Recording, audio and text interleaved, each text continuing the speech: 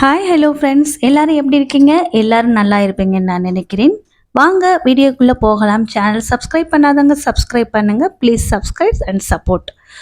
இன்றைக்கி வெள்ளிக்கிழமைனாலே சொல்லவே தேவையில்லை. வெள்ளிக்கிழமை எல்லார் வீட்லேயும் ஒரு குட் வைப்ஸ் தான் இருக்கும். இன்றைக்கி காலையில் பாப்பாவையும் தம்பியும் ஸ்கூலில் விட்டுட்டு வரும்போது கீரை வாங்கிட்டு வந்துட்டேன். கீரையை வாங்கிட்டு வந்துட்டு எங்கிட்ட ஒரு பக்கம் லஞ்ச் ரெடி ஆகிட்டே இருக்குது. அதுக்குள்ளேயும் இந்த சைடு நம்ம நிலவாசலுக்கு மஞ்சள் குங்குமம் வச்சிடலாம் அப்படின்னு சொல்லி நிலவாசலுக்கு மஞ்சள் குங்குமம் வச்சுட்டு வந்தேன். மஞ்சளில் கொஞ்சமாக பன்னீரை ஆட் பண்ணிட்டு நிலவாசலுக்கு மஞ்சளை வச்சாச்சு. அதுக்கப்புறம் குங்குமம் எந்த ஒரு சிலைக்காக இருக்கட்டும், இல்லை நம்ம எந்த ஒரு படத்திற்கா, இல்லை நம்ம நிலவாசலுக்கோ, இல்லை எதுக்கு நம்ம வச்சாலும் குங்குமம் ஒற்றைப்படை வர்ற மாதிரி வைக்கணும் அப்படின்னு சொல்லுவாங்க. ஸோ அதனால் ஒற்றைப்படை வர்ற மாதிரி குங்குமம் வச்சு முடிச்சாச்சு. அதுக்கப்புறம் ஒரு பக்கம் லஞ்ச் ரெடி ஆகிட்டே இருக்குது. இன்னொரு பக்கம் பூஜைக்குரிய திங்ஸ் எல்லாம் ரெடி பண்ணிட்டு இருந்தேன். நம்ம வெள்ளிக்கிழமை எப்பயுமே பூஜை அறையில் இந்த அகலில் கல் உப்பு வைக்கிற பழக்கம் இருக்குது எனக்கு. போன வாரம் வெள்ளிக்கிழமை வச்ச கல் உப்பை அதை எடுத்து வாஷ் பேஷனில் விட்டுட்டு அதுக்கப்புறம் புதிய கல் உப்பு வைக்கிறதுக்காக இந்த அகலை நல்ல மஞ்சள் அப்ளை பண்ணிவிட்டு அதுக்கப்புறம் மேலேயும் ஒற்றைப்படை வர்ற மாதிரி குங்குமம் வைக்கணும். மஞ்சள் திட்டுப்படக்கூடாது. திட்டுப்படாமல் நம்ம எல்லா இடத்துலையும் மஞ்சள் அப்ளை பண்ணிடணும். அதே மாதிரி குங்குமமும் ஒற்றைப்படை 5 அல்லது 7, 9 அந்த மாதிரி வர்ற மாதிரி வச்சுக்கலாம். நான் 5 வர்ற மாதிரி வச்சுருக்கேன். அதுக்கப்புறம் குங்குமம் வச்சுட்டு அது கொஞ்சம் நேரம் காயட்டும். ஏன்னா மஞ்சள் கொஞ்சம் ஈரமாக இருக்கலாம். அந்த ஈரம் கொஞ்சம் காயட்டும் அப்படின்னு சொல்லி அதை தனியாக வச்சாச்சு. அப்புறம் உருளி ரெடி பண்ணுறதுக்காக உருளியில் 3/4 உருளி தண்ணி எடுத்துகிட்டு கொஞ்சம் பன்னீரையை ஆட் பண்ணிட்டு இதில் கொஞ்சமாக பச்சை கற்பூரம் இதையும் ஆட் பண்ணிவிட்டு அதுக்கப்புறம் பன்னீர் ரோஸ் இருந்துச்சு. அதையும் இந்த உருளியில் டெக்கரேட் பண்ணி அதையும் ஒரு ஓரத்தில் வச்சாச்சு. அதுக்கப்புறம் பஞ்ச பாத்திரத்தில் தண்ணி இதையும் நம்ம ரெடி பண்ணிடணும். நான் பூஜை அறையில் 3 டம்ளரில் பஞ்ச பாத்திரம் தண்ணி வைப்பேன். 2 இந்த பெருசு வராகி அம்மனுக்கு, அடுத்தது பொதுவாக எல்லா சுவாமிக்கும் வைக்கிற தண்ணி. இங்கே இப்போ நான் கையில் வச்சுருக்கேன் இல்லையா, இது எங்கள் வீட்டில் பெட்டி சாமி இருக்குது. அந்த பெட்டி சாமிக்கு ஒரு டம்ளர் வச்சுருவேன். அதுக்கப்புறம் இதுக்கும் மஞ்சள் குங்குமம் வச்சிடணும். பஞ்சபாத்திரத்தில் நம்ம தண்ணி வெறுமனே வைக்காமல் அதுக்கு கொஞ்சமாக பச்சை கற்பூரம் இல்லாதவங்க விபூதி அல்லது மஞ்சள் இது கூட நம்ம பஞ்சபாத்திரத்தில் போட்டு வைக்கலாம்.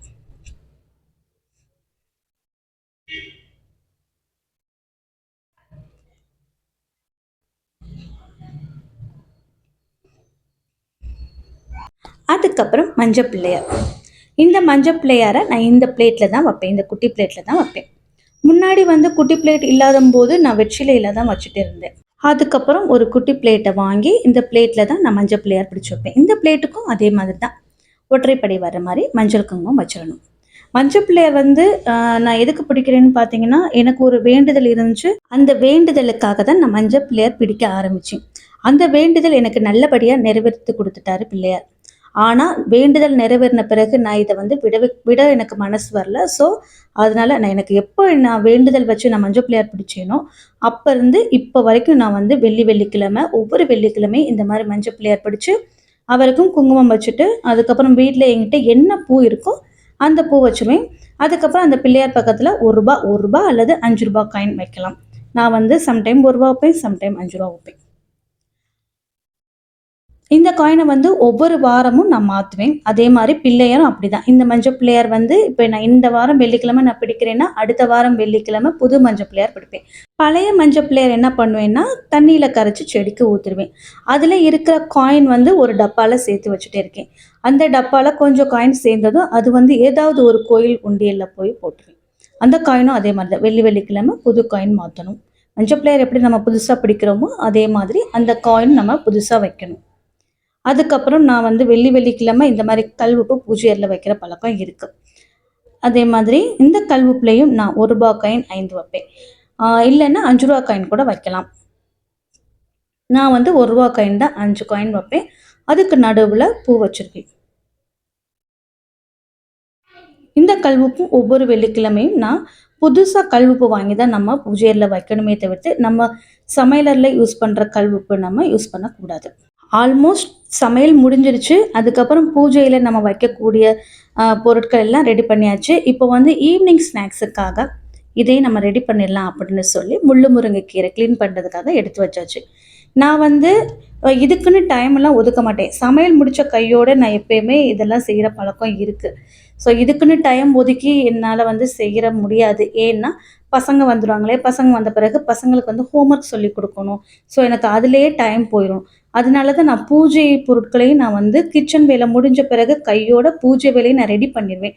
ரெடி பண்ணி வச்சுட்டேன்னா, அதுக்கப்புறம் வந்து ஃபேஸ் வாஷ் பண்ணிட்டு விளக்கு பொருத்த கரெக்ட்டா இருக்கும். இந்த முள்ளு முருங்கைக்கீரை இலை மட்டும் தான் எடுக்கணும். ஆனா பார்த்து எடுக்கணும். ஏன்னா, இந்த காம்புல பாருங்களேன் அங்கங்க முள்ளு இருக்கும். ஸோ கையில குத்தாத மாரி பார்த்து எடுத்துக்கணும். அந்த இலைய மட்டும் நம்ம எடுத்து தனியா வச்சாச்சு. அதுக்கப்புறம் முருங்கைக்கீரை கொஞ்சமா எடுத்து அதையும் நம்ம ஒரு பவுல்ல வச்சாச்சு.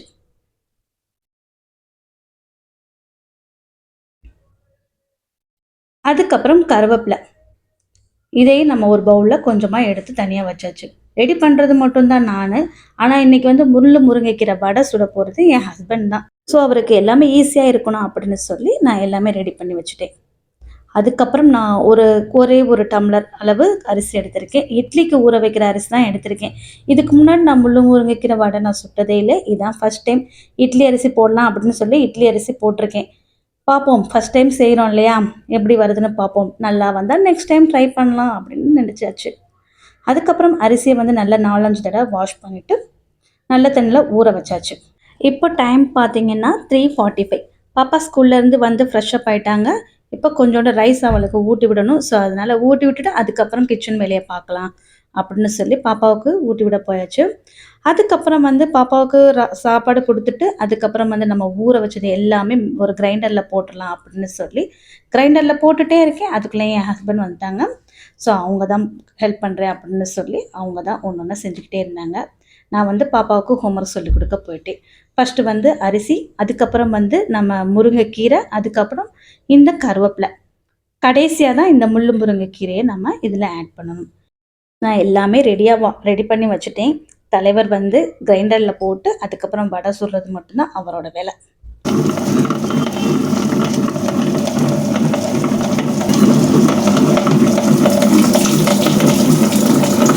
அப்புறம் இது கூட வந்து கொஞ்சமா மிளகு, கொஞ்சமா ஜீரகம். இது 2யுமே நல்லா தட்டிக்கணும். தட்டிட்டு நம்ம இதில ஆட் பண்ணிக்கலாம். கொஞ்சம் தண்ணி கூட ஆயிடுச்சு. அதனால கொஞ்சமா அரிசி மாவு சேர்த்துருக்கேன். ஏன்னா தண்ணி ரொம்ப இருந்துச்சுன்னா, அது வடை சுடுறதுக்கு நல்லா வராது. ஸோ, அதனால கொஞ்சமா அரிசி மாவு சேர்த்துட்டு, அதுக்கப்புறம் நம்ம இடிச்சு வச்சோம் இல்லையா, அந்த மிளகு, ஜீரகம் இதையும் நம்ம இதில ஆட் பண்ணிடணும். அதுக்கப்புறம் தேவையான அளவு உப்பு போட்டுக்க வேண்டியதுதான். கொஞ்சமா பெருங்காயத்தூள் எல்லாமே போட்டு நல்லா பெசஞ்சுக்க வேண்டியதுதான். பாப்பாவுக்கு இன்னைக்கு வந்து 4 ஹோம்வொர்க் குடுத்துருக்காங்க. 2 ஹோம்வொர்க் முடிச்சுட்டாங்க. இன்னும் 2 ஹோம்வொர்க் இருக்கு. சாய்க்குட்டி தான் இன்னும் ஹோம்வொர்க் வந்து ஸ்டார்ட் பண்ணல. சாய்க்குட்டி வந்து சாப்பிட்டு 2:30 மணிக்கு தூங்க போனாரு. இன்னைக்கு நல்ல தூக்கம் போட்டு 5 மணிக்கு தான் எந்திரிச்சாரு. மாவு ரெடி பண்ணிட்டு சரி டைம் வந்து 6 ஆகப்போகுது. ஸோ விளக்கு பொருத்திடலாம் அப்படின்னு சொல்லி விளக்கேத்துறதுக்காக நான் ஹாலுக்கு வந்துட்டேன். விளக்கு ஏத்தி முடிச்சுட்டு, அதுக்கப்புறம் கொஞ்ச நேரம் உட்காந்துட்டு மறுபடியும் கிச்சனுக்கு போகலாம் அப்படின்னு சொல்லி விளக்கு ஏத்திட்டு கொஞ்ச நேரம் நான் ஹால்லயே உட்காந்தாச்சு. பாப்பாவுக்கு இன்னும் 2 ஹோம்வொர்க் பெண்டிங் இருந்துச்சு. கம்ப்யூட்டரும், ஜிகேயும். அத சொல்லிக் குடுத்துடலாம் அப்படின்னு சொல்லி அவங்களையும் ஹால்ல உட்கார வச்சு எழுத வச்சாச்சு. ஹால்ல வந்து விளக்கு பொருத்துறதுனால வந்து ஃபேன் போட முடியாது. ஸோ, அதனால நானும் பாப்பாவும் ரூமுக்குள்ள போயாச்சு. ரூமுக்குள்ள போய் எழுதலாம் அப்படின்னு சொல்லி, இப்ப தான் கம்ப்யூட்டர் எழுத ஆரம்பிச்சிருக்காங்க. எப்படி இருந்தாலும் ஒரு சப்ஜெக்ட் முடிக்க 1/2 மணி நேரம் ஆக்கிருவாங்க. பாப்பா வந்து ஃபர்ஸ்ட் ஸ்டாண்டர்ட் தானே படிக்கிறாங்க. ஸோ, அதனால ரொம்பலாம் இருக்காது. வெறும் டிவேர்ட்ஸ் அந்த மாரி தான் குடுத்துருப்பாங்க. ஸோ, அந்த டிவேர்ட்ஸ் மட்டும் தான் எல்லாமே 2 டைம்ஸ் எழுதணும். இங்கிலீஷ் டிவேர்ட்ஸ், கம்ப்யூட்டர், ஜிகே, இவிஎஸ் இந்த 4 சப்ஜெக்ட் தான் குடுத்துருந்தாங்க. எல்லாத்துலயும் டிவேர்ட்ஸ் மட்டும் தான் குடுத்துருந்தாங்க. எல்லா டிவேர்ட்ஸும் 2 டைம்ஸ் எழுத சொல்லி குடுத்துருந்தாங்க. மேடம் வந்து ரூம்ல எழுதிட்டே இருக்காங்க. அவ்வளோதான் நான் மறுபடியும் கிச்சனுக்கு போயாச்சு. என் ஹஸ்பண்ட் வடை சுடுறதுக்கு ரெடி பண்ணிட்டே இருக்காங்க. நான் இன்னொரு பக்கம் டீ வச்சிருக்கேன். ஏன்னா இந்த வடையோட டீ குடிச்சா தான் நல்லாயிருக்கும் அப்படின்னு சொல்லி, இந்த வடைக்கு தோசைப்பொடி இருந்தா நல்லாயிருக்கும். ஆனா வீட்ல தோசைப்பொடி காலியாயிடுச்சு. ஸோ, அதனால இப்போதைக்கு சீக்கிரமா செய்யணும்னா, வெறும் பொரிகடல 2 சிவப்பு மிளகா, கொஞ்சமா உப்பு இத 3யும் மிக்ஸி ஜார்ல போட்டு நல்லா கிரைண்ட் பண்ணியாச்சு. ஒரு பக்கம் முள்ளு முருங்கைக்கீரை வடை ரெடி ஆயிடுச்சு. இந்த முள்ளு முருங்கைக்கீரை வடையோட தோசை பொடி ஊத்தி சாப்பிட்டோம்னா டேஸ்ட் அல்டிமேட்டா இருக்கும். இந்த முருங்கைக்கீரை வந்து சளிக்கு வந்து ரொம்ப ரொம்ப நல்லது. இதுல வந்து நிறைய சத்தான கீரை தான் இருக்கு. ஸோ, அதனால நீங்களும் உங்க பசங்களுக்கு அடிக்கடி செஞ்சு கொடுங்க. சூப்பரா சாப்பிடுவாங்க. ஏன்னா டேஸ்ட் நல்லாவே இல்லை அப்படின்னு சொல்ல மாட்டாங்க. கீரை சாப்பிடாத குழந்தைங்களுக்கு கண்டிப்பாக இந்த மாதிரி செஞ்சு கொடுங்க, சூப்பராக சாப்பிடுவாங்க. என் பசங்களுக்கு இந்த கீரை வடை ரொம்ப ரொம்ப பிடிக்கும். உங்களுக்கு இந்த வடை பிடிக்கும்னா லைக் பண்ணுங்கள். அடுத்த வீடியோவில் பார்க்கலாம். Bye friends. தேங்க்யூ.